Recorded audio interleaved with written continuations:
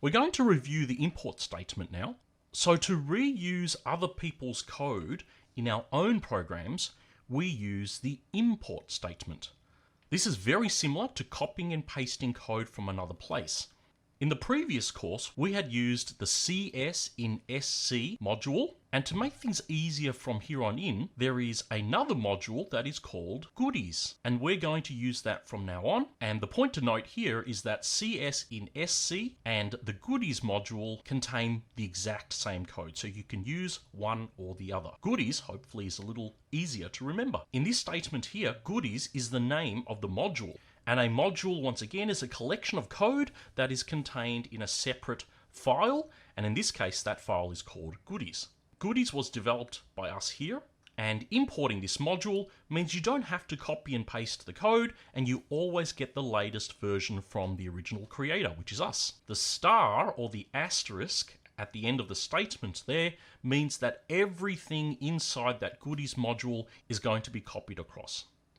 However, sometimes you might only want to import what you need from the module rather than using the star and telling Python to use everything in the module. For example, instead of using the star at the end, you can just import say. So the say word at the end there is telling Python to only import the say function from the goodies module. Notice there are no brackets after the say function in the import statement. This statement here will import both the say and the listen function from the goodies module. There are actually tons of other functions inside the goodies module, but this statement will only import those two functions. Notice the comma is used to separate the different sections of the module that we are importing.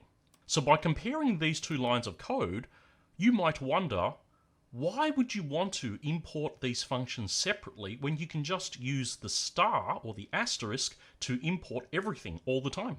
Well, when we just import what we need, we are actually saving Python some space and time because it doesn't have to go and grab everything from the module and paste it into our code. So for convenience of typing, sometimes we just use import star, but when we are concerned about memory and speed in our programs, we should only import the functions and the things that we need, as shown in the first line.